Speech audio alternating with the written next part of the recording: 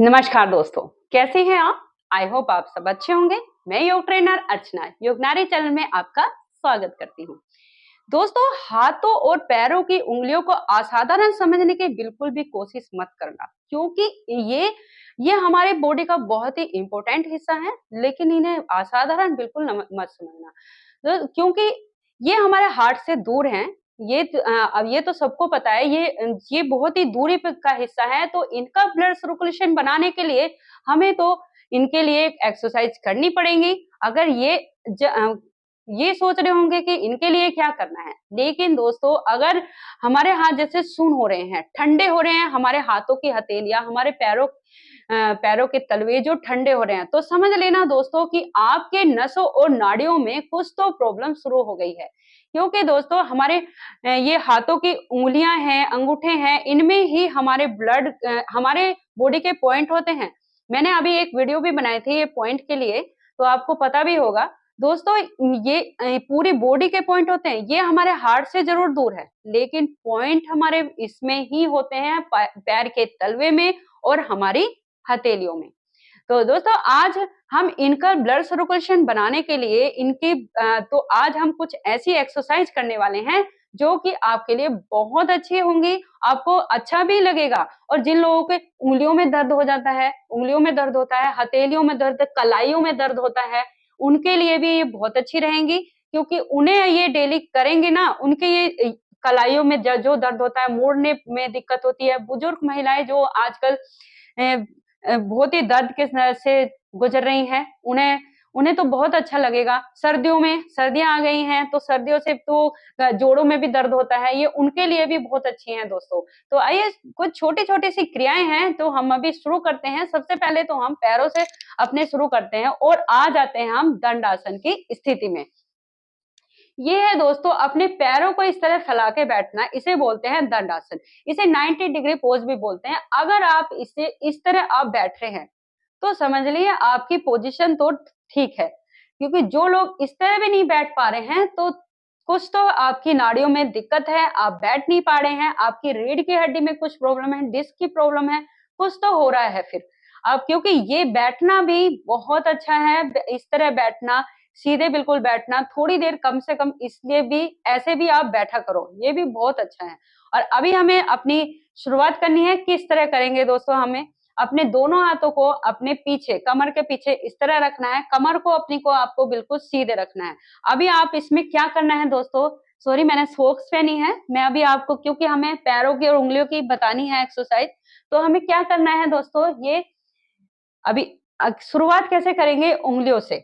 हमें अपनी मैंने आपको बताया था ना, हमें उँगलियों का तो अपनी उँगलियों को ही ऊपर-नीचे करेंगे इस तरह। ऊपर सिर्फ़ उँगली, पैर के अंगूठे और उँगलियों को ही हमें अप डाउन करना है इससे।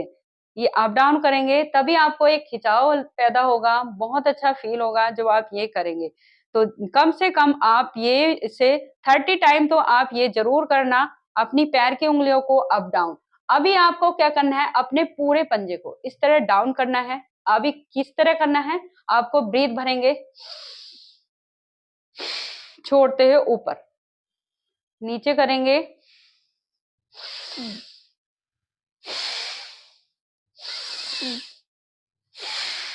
दोस्तों हमें अपनी ये ब्रीथ के साथ ही करना है। जो आप ब्रीथ के साथ करेंगे उससे बहुत अच्छा योगा को ब्रीथ के साथ ही करना चाहिए।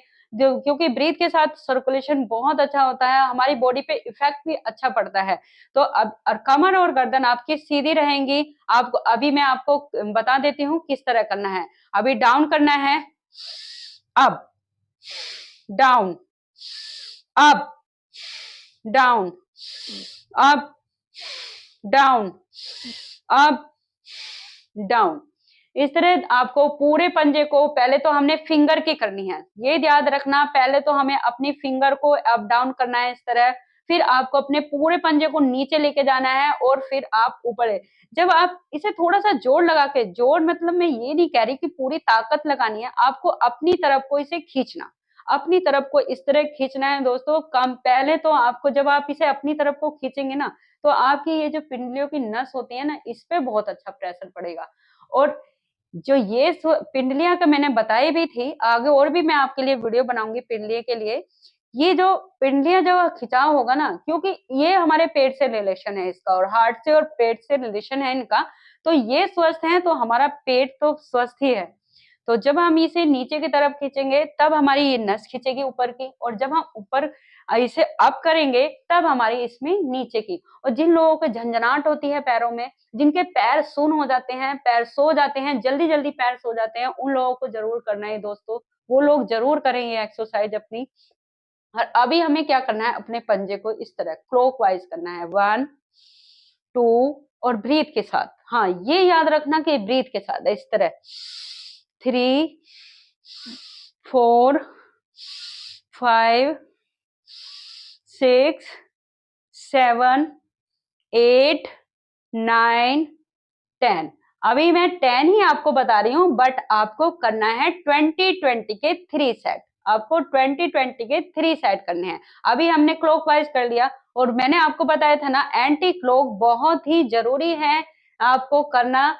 जब आप क्लॉकवाइज करेंगे तो एंटी क्लॉक जरूर करना। अभी हम एंटी क्लॉक करते हैं, 1 2 3 4 5 6 7 8 9 10। दोस्तों जब आप ये कर रहे होंगे ना, आप ऐसे ऊपर ऊपर तो बिल्कुल मत करना। जब आप इसे नीचे की तरफ ऐसे खींचते हुए लाना, और फिर ऊपर की तरफ इस तरह खींचना। ये इस तरह करना है। आप ये ऐसे आराम से बस ऊपर ऊपर ही नहीं करना दोस्तों, तब इसका कोई इफेक्ट नहीं पड़ेगा आपकी बॉडी पे। जब आप इसे पूरा खींच के करेंगे तब आपको अच्छा फील होगा। ये इस तरह आपको करना है। चलिए, ये तो हो गई है पैरों की। अभी हम चलते हैं अपने हाथों पे। मैं ये बताना भूल गई थी, जब आपका ये पैर का कंप्लीट होगा तो थोड़ा आप ये कदम ताल जरूर कर लेना। मैं आपको अक्सर बता रही हूँ कि ये कदम ताल तो जरूर करना, इससे सर्कुलेशन बहुत अच्छा बढ़ेगा। जब ये आपका कंप्लीट होगा, फिर अभी हम आते हैं अपने हाथों के उंगली पे। उसमें क्या करना है, आपको अपने हाथों को दोनों को इस तरह आगे करेंगे, और अब आपकी एक एक फिंगर को आपको इस तरह खींचना है। पहले आप फर्स्ट फिंगर, फिर आपको मिडिल फिंगर, फिर आपको रिंग फिंगर, और फिर आपके लिटिल फिंगर। उसके बाद आप अंगूठे को खींचना इस तरह। ये पहले आपको नहीं, फर्स्ट फिंगर को ही खींचना है, उससे लास्ट आपको अंगूठे को खींचना है। और अभी आपको क्या करना है, अपने पूरे हाथ को पीछे की तरफ लेके जाएंगे, और फिर इसे नीचे की तरफ। आपको ये याद रखना, पहले हमें फिंगर करनी है, फिर पूरे पंजे को पीछे खींचना है, और फिर इसे नीचे खींचना है। हाथ हमारा ऐसे ही सीधा रहेगा, इस तरह खींचना है। सेम जैसा आपने इस हाथ के साथ किया है, इस हाथ के साथ भी ऐसे करेंगे। पहले फर्स्ट फिंगर खींचेंगे, फिर मिडिल फिंगर, फिर रिंग फिंगर, और फिर ये लिटिल, और उसके बाद आपको अंगूठा। और अब क्या करेंगे, पूरे पंजे को पीछे की तरफ खींचेंगे, और अब ये नीचे की तरफ।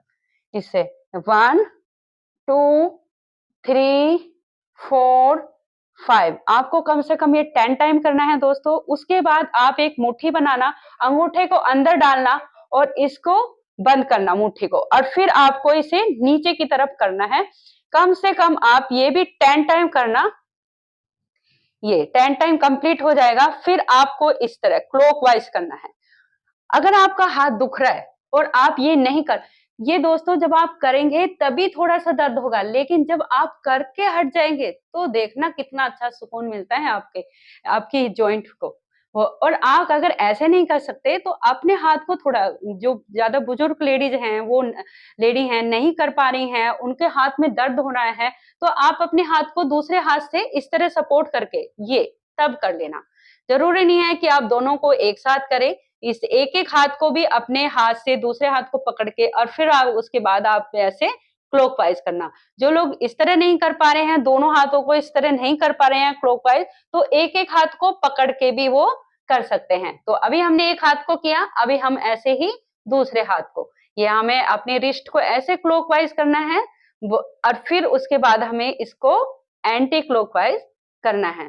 दोस्तों ये इससे क्या होगा, आपके रिस्ट मैंने आपको बताए थे, यहाँ पे हमारे बहुत सारे पॉइंट होते हैं, तो ये आप रिस्ट को ऐसे करेंगे तो ये जॉइंट पेन के लिए भी बहुत अच्छा होगा, और आपका सर्कुलेशन बढ़ेगा। और बहुत से लोगों को क्या होता है, यहाँ पे हथेली में आजकल देखने को सुन रहा होंगे कि हथेली के यहाँ पे भी नस ऐसे खड़ी हो जाती है, तो हम यहाँ स्वेलिंग आ जाती है, और हम ऐसे काम नहीं कर पाते हैं, कुछ उठाने में भी हमें दिक्कत हो रही है।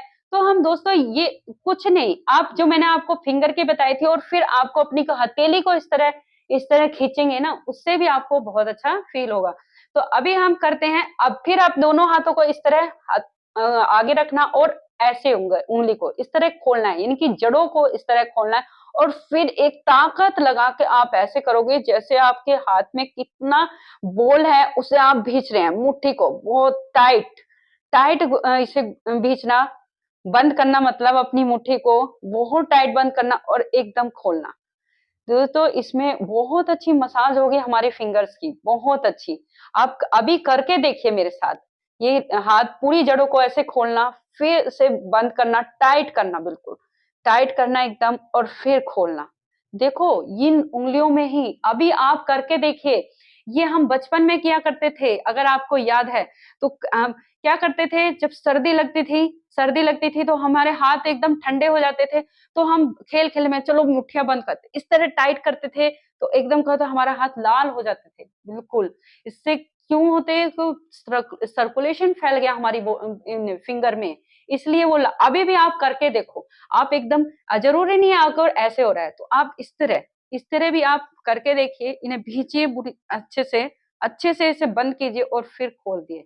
और आप देखना आपकी हथेली एकदम लाल हो जाएगी, क्योंकि सर्कुलेशन होगा आपके इन फिंगर में और ये इनका जो दर्द होता है ना इन फिंगर में, वो भी बिल्कुल ठीक हो जाएगा।